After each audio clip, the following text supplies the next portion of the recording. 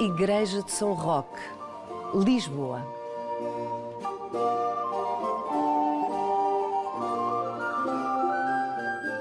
Sobre a magnífica Igreja de São Roque, casa-mãe da Companhia de Jesus em Portugal, muitas histórias podem ser contadas.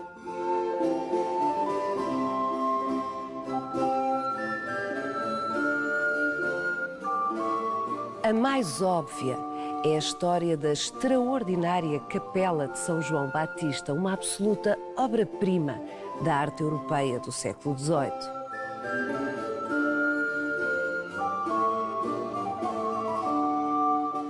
Havemos de voltar a São Roque só para nos determos neste tesouro da história da arte mundial.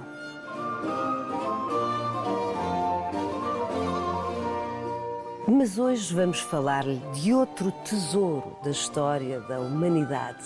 Vamos falar-lhe de Padre António Vieira, um gênio humanista da Europa de 600, que daqui, dos púlpitos da Igreja de São Roque, escandalizou, desafiou, inspirou reis, nobres, inquisidores. Vai querer saber mais? Venha connosco nesta visita guiada.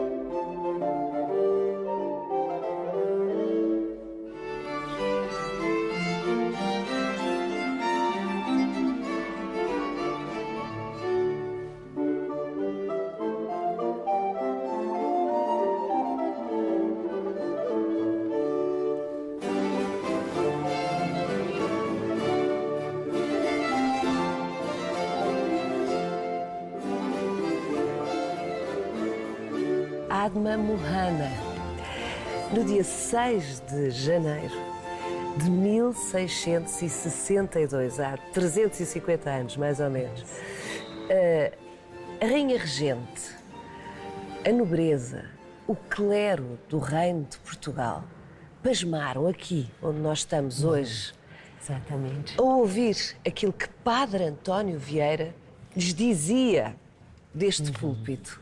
Vieira tinha chegado do Maranhão, expulso do Maranhão. Os colonos tinham posto no navio para afundar. Era isso que ele disse.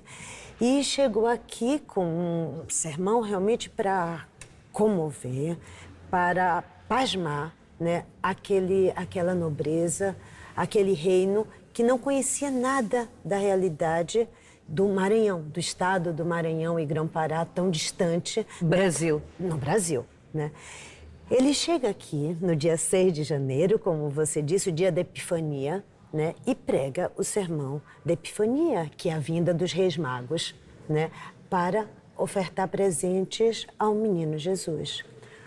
O espantoso é que Vieira faz dos índios, que eram seres que, enfim, eram tratados como, não sei se eu digo quase animais ou pior que animais, né?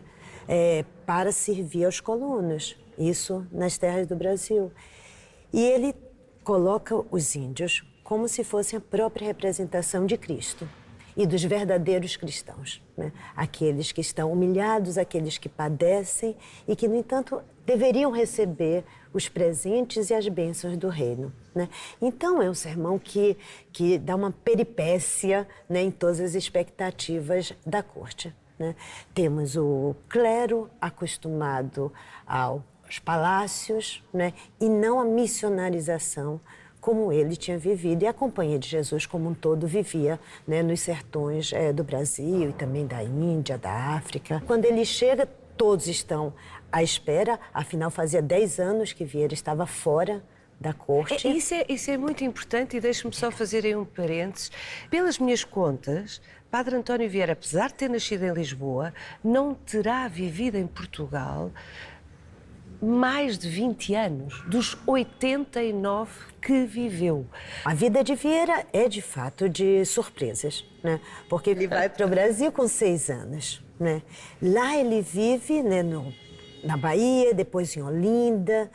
E aos 33 anos, quando teve a restauração do reino com Dom João IV, Vieira, que já tinha uma fama de orador pelos seus sermões maravilhosos, ele vem, né, para Lisboa para ser um dos representantes da província do Brasil, prestar honras ao novo rei, ao rei Dom João IV.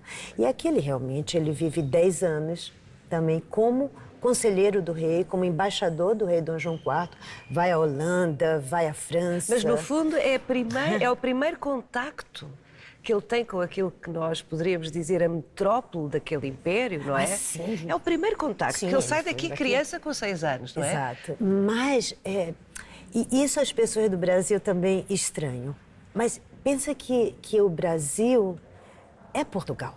Ou seja, suas instituições são portuguesas, sua língua é portuguesa, sua religião, né? A gente está numa sociedade do antigo regime. Claro. A religião é a católica, que é a religião do reino.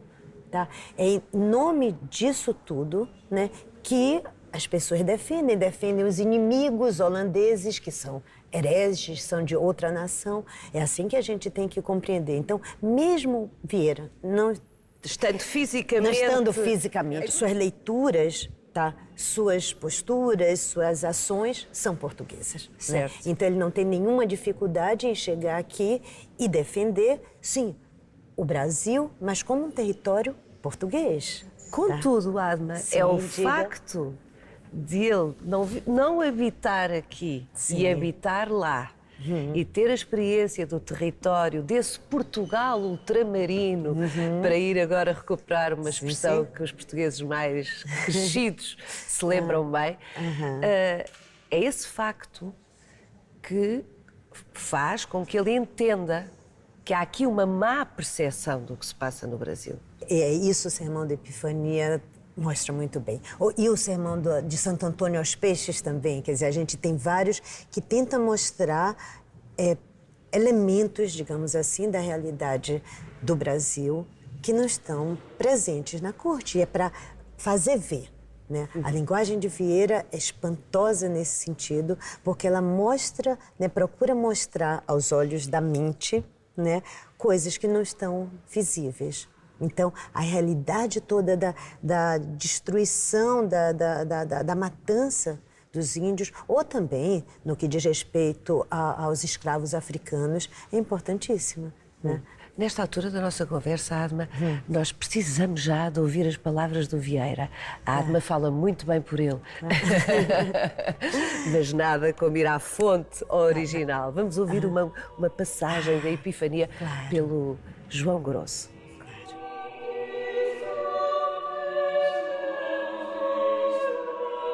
Quando Deus confundiu as línguas na Torre de Babel, ponderou Filo hebreu que todos ficaram mudos e surdos, porque ainda que todos falavam e todos ouviam, a nenhum entendia o outro. Na antiga Babel houve 72 línguas. Na Babel do Rio das Amazonas já se conhecem mais de 150, tão diversas entre si como a nossa e a grega. E assim, quando lá chegamos, todos nós somos mudos e todos eles surdos. Vede agora quanto estudo e quanto trabalho será necessário para que estes mudos falem e estes surdos ouçam.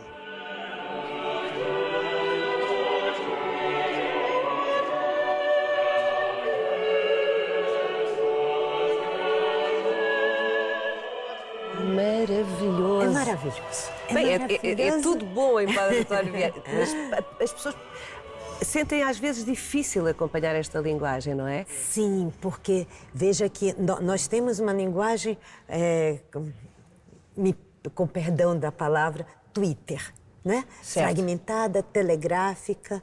Aqui não, aqui você tem um discurso que uma frase se interpenetra na outra e continua. Às vezes você tem um parágrafo que é quase uma página, mas porque o pensamento ele vai seguindo. Hoje a gente podia dizer livre associação, mas não é livre associação. É uma associação muito forte que tenta dar a dimensão de como as coisas estão relacionadas no mundo, né? Isso é muito bonito. Então, e Vieira tem essa plenamente essa noção de que as coisas se relacionam umas com as outras, até porque a gente tem uma visão teológica, né, da realidade. Então, nesse trecho em particular, ele procura, então, dar a ver, né, a dificuldade que é ouvir um som de línguas indígenas completamente desconhecidas à racionalidade europeia, acostumada com latim, com grego. O que Vieira mais pede, os missionários mais pedem ao reino, são jovens que possam e desejem aprender as línguas indígenas. Isso é a Companhia de Jesus, não é? Isso é a Companhia de Jesus. Isso é a Companhia de Jesus. O que, aliás... Que faz gramática do japonês, gramática do konkani, do maratha, né, exatamente para poder estabelecer essa comunicação. Por mais genial que ele, pessoalmente, Padre António Vieira, fosse, quer dizer, ele falava em nome de um pensamento e, concretamente, do pensamento da Companhia de Jesus. Sim, certamente. O incrível é isso, você tem muitos missionários, né, na Companhia de Jesus. É um pensamento fundador, básico, esse da conversão dos gentios, que ao mesmo tempo é trazer para a monarquia súditos. Na medida em que você converte, você traz para o reino e para esse império. Mas Vieira, então, embora hajam tantos, ele é assombroso. Ele é assombroso, a sua coragem, então, em defender, no caso, os índios em relação aos colonos, que é o que a gente tem aqui, e mostrar a possibilidade desses homens, né, se tornarem membros plenos, né, do Império Português. É fenomenal. Né? Ele luta de fato, né? Ele é expulso, né, do norte do Brasil por conta dos colonos, como já tinha sido em relação, na verdade, ele vem missionar no Maranhão já de uma luta prévia que existe entre Vieira e a Inquisição por conta de sua defesa dos chamados cristãos novos. Ou seja, judeus convertidos. Descendentes de judeus convertidos já há mais de 150 anos, né? E que continuavam a ser tratados como criptojudeus, tá? Mesmo aqueles que, enfim, já tinham abandonado, né, já de seus avós, bisavós, o judaísmo há 2 ou 3 gerações. E, no entanto, havia sempre a ameaça de serem perseguidos pela Inquisição por terem um ascendente judeu. Há aí também um interesse político, económico. O Vieira era também um grande político, não é? Nós, depois do século XIX, separamos completamente o que é do âmbito material e do âmbito espiritual. Eu disse para você que aqui no tempo de Vieira, né, se pensa que Deus criou tudo. A matéria, ela também pode ser dignificada. Então, quando você diz, não era só o desejo cristão, mas também o econômico, eu tiro o mais. Tá? Ok. Era o interesse cristão e econômico. Como que o reino vai se sustentar? Estava tudo intrincado à época, Como certo? que vai defender o próprio cristianismo, tá? Se não houver meios materiais para isso? Vieira diz, primeiro, as naus levam os mercadores, tá? Para que os jesuítas, né, os nossos irmãos, vão juntos. Então, é preciso que haja a mercancia, é preciso que haja um interesse econômico para que se leve junto a fé. Ele, de facto, atravessou, Adma, o século XVII. Nasce em 1608. morre no finalzinho. 1697. No final, atravessa, não é? todo o século. Que é um século muito complicado para Portugal e serviu muito bem Dom João IV. O que eu achei mais interessante de tudo o que ouvi, do que a Adma nos disse, foi que, sem ferir o brilhantismo e a genialidade da figura do Padre António Vieira, desmonta uma mitologia que está construída à volta dele, não é? Que o coloca como uma espécie de herói isolado. Eu acho que é mais interessante pensá-lo exatamente como quer dizer, como um legítimo representante do que a gente pode chamar cultura portuguesa do século XVII. Só que ele é um expoente. Ele consegue ser reconhecido em seu brilhantismo, por exemplo, pela corte da Rainha Cristina, Suécia, em Roma. Tem um episódio anedótico, mas que é interessantíssimo, né? Que se conta que no dia do intrudo, né, a terça-feira de carnaval, né, Vieira conseguiu atrair mais gente para a igreja de Santo Antônio dos Portugueses do que aqueles que queriam ir para o Corso. Tá? Isso é muito interessante porque mostra que o espetáculo sagrado, né, de um sermão de Vieira era mais atraente, era mais agradável, era mais comovente do que uma festa profana. Tá? Então, Vieira consegue, em sua pertença à cultura portuguesa, ao mesmo tempo ser universal. O Francisco Manuel de Melo conta que quando se sabia, nos dias anteriores, que Vieira vinha pregar aqui, né? Na igreja de São Roque. Na igreja de São Roque, havia um ditado que se dizia: vai se lançar tapetes em São Roque, em que os servos deveriam guardar lugar, tá, para os nobres terem o seu lugar guardado para assistir. Não é à toa que o púlpito, veja, é um lugar intermediário entre os homens e Deus. Né? Ele é aquele que recebe a palavra divina e pode ter autoridade e saber para transmiti-las aos homens. Né? Então a gente tem realmente uma encenação, né, de um acontecimento do âmbito do sagrado.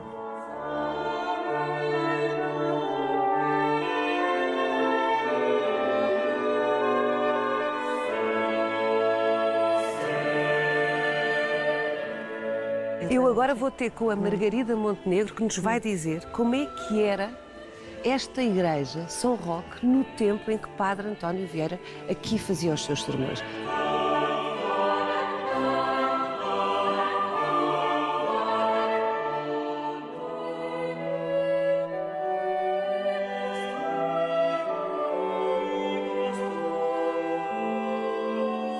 Margarida Montenegro foi nesta igreja, a Igreja de São Roque, em Lisboa, casa-mãe da Companhia de Jesus em Portugal, que Padre António Vieira proferiu alguns dos seus mais de 200 sermões.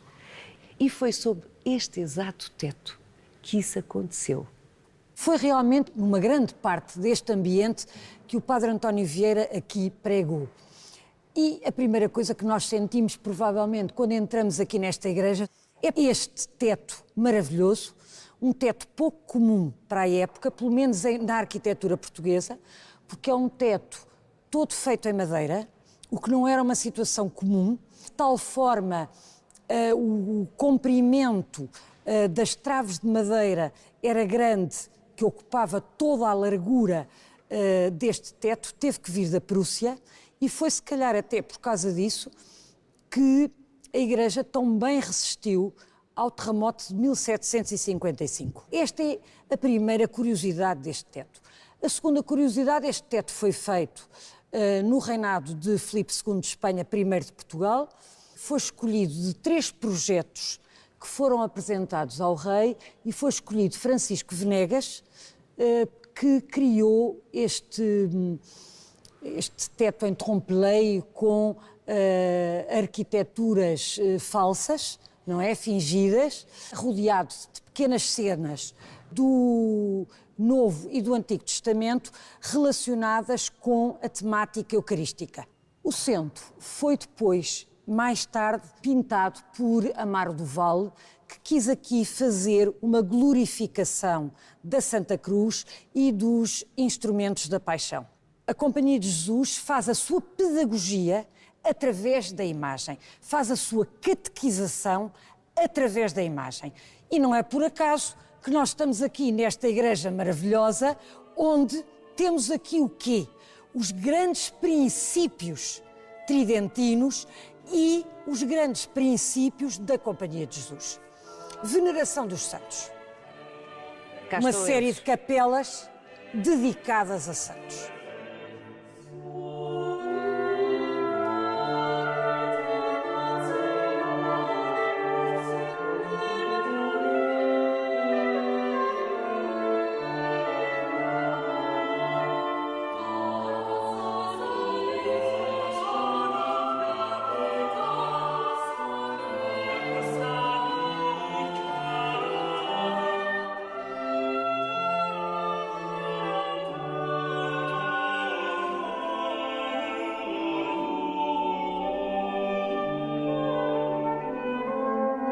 E temos, não é comum, numa igreja, tantas capelas dedicadas a Nossa Senhora.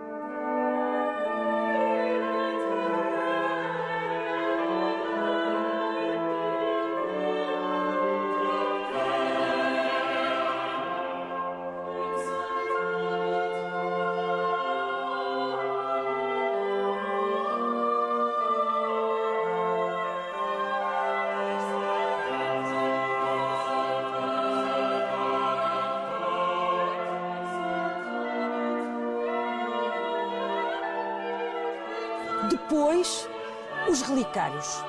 Que são Outro extraordinários. é uma aqui. coleção fantástica. As relíquias são uma forma de resposta à crítica dos protestantes. A maior parte destas relíquias provêm de uma doação.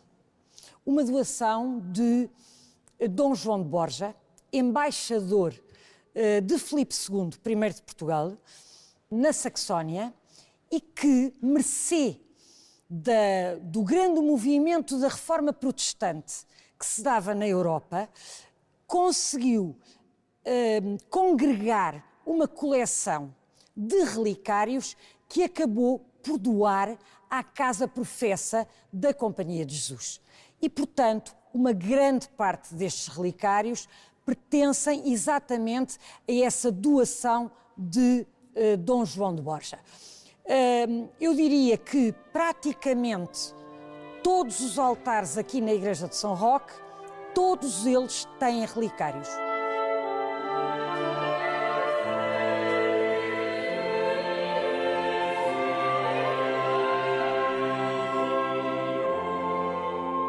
Margarida, é evidente que é uma tentação falar do século XVIII e dos acréscimos que o século XVIII trouxe a esta igreja, desde logo por causa da capela extraordinária de São João Batista. Mas estamos na pista de Padre António Vieira, do século XVII de Padre António Vieira.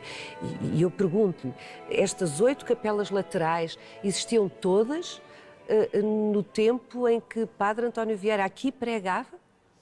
Ora, vamos lá ver. As mais antigas capelas são aquelas que têm ainda uma feição maneirista, clássica. Temos aqui um exemplo dela, a Capela de São Francisco Xavier. O próprio altar-mor, uma coisa engraçada, foi pago por 3 padres da Companhia de Jesus, inteiramente pago por 3 padres da Companhia de Jesus. O altar-mor servia, de certo modo, numa igreja jesuíta para uma montra também dos seus santos. Estamos à beira da canonização de Santo Inácio de Loyola e de São Francisco Xavier. Logo, é preciso difundir a sua imagem, é preciso fazer a sua propaganda. Quem é que nós temos aqui neste altar-mor? Os 4 santos principais da Ordem. Santo Inácio de Loyola, desde logo o seu fundador, São Francisco Xavier, o apóstolo das Índias. Não nos podemos esquecer que a Companhia de Jesus, a sua grande missão era o exército de Deus, e quando falamos aqui em exército, falamos em exército numa luta espiritual, um exército sem armas, um exército com a palavra, um exército com a mística, um exército com a imagem. E, portanto, São Francisco Xavier. o apóstolo das Índias, não é verdade? O apóstolo das Índias. Depois temos São Luís Gonzaga e São Francisco de Borja. Outros dois elementos importantes desta iconografia ligada à Companhia de Jesus. Uma outra coisa bastante interessante, e que é talvez aqui até um caso único, as telas do altar-mor mudam segundo o calendário litúrgico.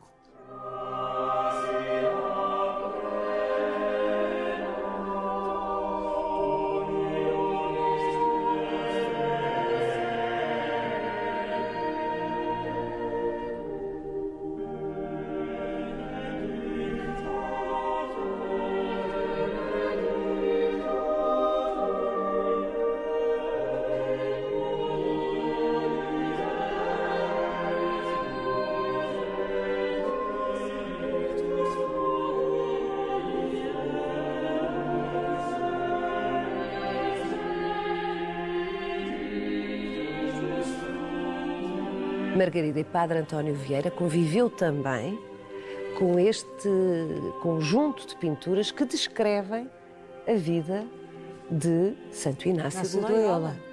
Feitas por Domingos da Cunha, mais conhecido pelo Cabrinha, pintor jesuíta. Mas, curiosamente, isto funciona quase como uma banda desenhada. E cá está a força Da imagem. Na catequização, na evangelização.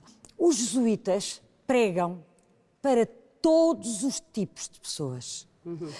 E quando nós pensamos nesta igreja, e quando nós pensamos qual era a população que vinha a esta igreja, nós pensamos nos aristocratas, que estão, por exemplo, aqui no novo Bairro Alto, que se está a dinamizar, o Bairro Alto de São Roque, que se está a dinamizar e que era naquela altura um novo eixo da cidade, como pensamos na família real, como pensamos na população, nos pais, nas mães dos noviços, principalmente as mães, colaboradoras da companhia, até em termos de ofertas.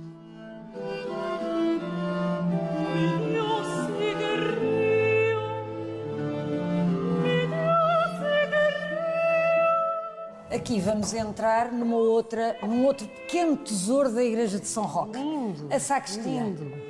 E vou-lhe contar, não sou eu que lhe vou contar, é o André Reinoso, que o pintor que fez este ciclo da vida de São Francisco Xavier, que foi também jesuíta, tal como o Padre António Vieira. São Francisco Xavier faz parte do grupo inicial dos jesuítas. Esteve com Santo Inácio de Loyola em Paris, no grupo que fundou, de certo modo, a companhia. Quem é que nós temos ali? São Francisco Xavier a ser recebido pelo Papa Paulo III. É o início desta série. Depois, estamos em Portugal. O Dom João III e a sua mulher, Dona Catarina, foram os responsáveis pela chamada dos jesuítas a Portugal. Dom João III viu as fronteiras do seu reino serem dilatadas e precisava de alguém para fazer a evangelização. Pede ao Papa que lhe mande jesuítas para a evangelização. E então temos uma segunda cena, que é São Francisco a despedir-se de Dom João III antes de ir para a Índia. Depois selecionei aqui também uma outra pintura que é muito interessante, que é já São Francisco Xavier a pregar em Goa. Temos aqui presentes todos os veículos de comunicação da ordem jesuítica. A palavra e a imagem. Exatamente. Os dois grandes instrumentos de ação dos jesuítas. Exatamente. É muito interessante porque estas pinturas, que são contemporâneas de Padre António Vieira, portanto, nós estamos a ver pinturas que Padre António Vieira viu, e estas pinturas são, como acontece quase sempre, fontes muito importantes para a historiografia, exatamente. Não é?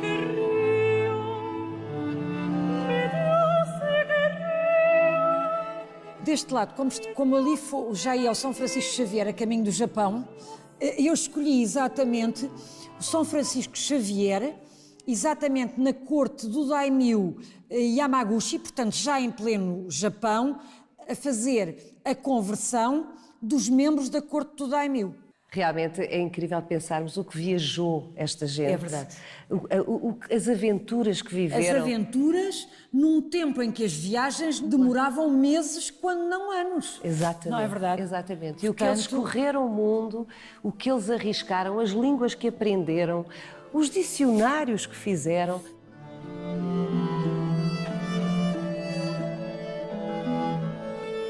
O que é que nós temos como última imagem desta série pictórica? Exatamente a recepção do corpo de São Francisco Xavier na Igreja de São Paulo, em Goa. Temos em São Roque também uma relíquia. De São Francisco Xavier? De São Francisco Xavier. Do corpo? É um bocadinho de um dedo. Ai.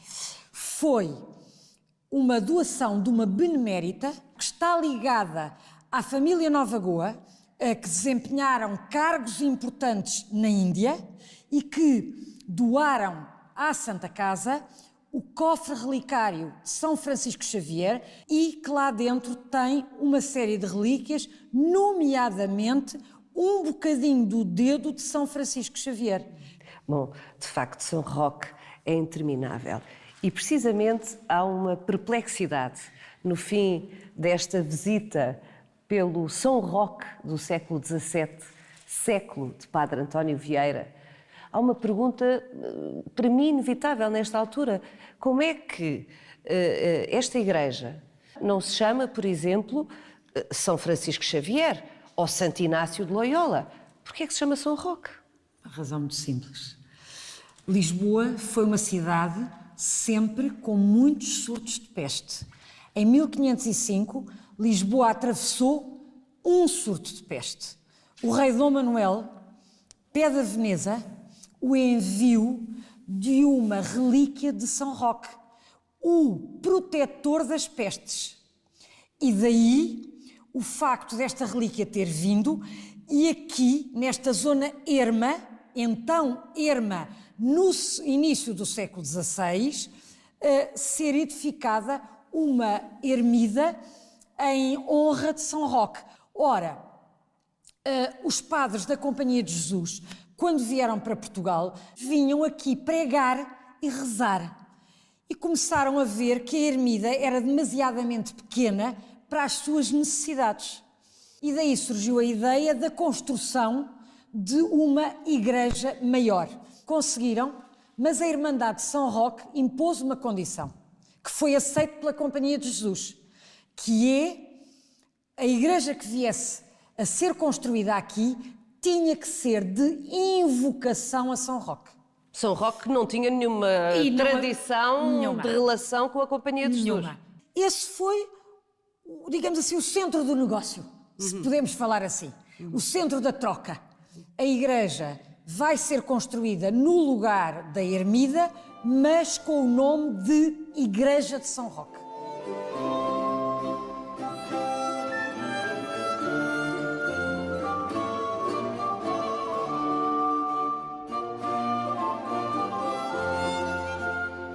Siga-nos no nosso sítio e na nossa página de Facebook, onde encontra este e os outros episódios do Visita Guiada.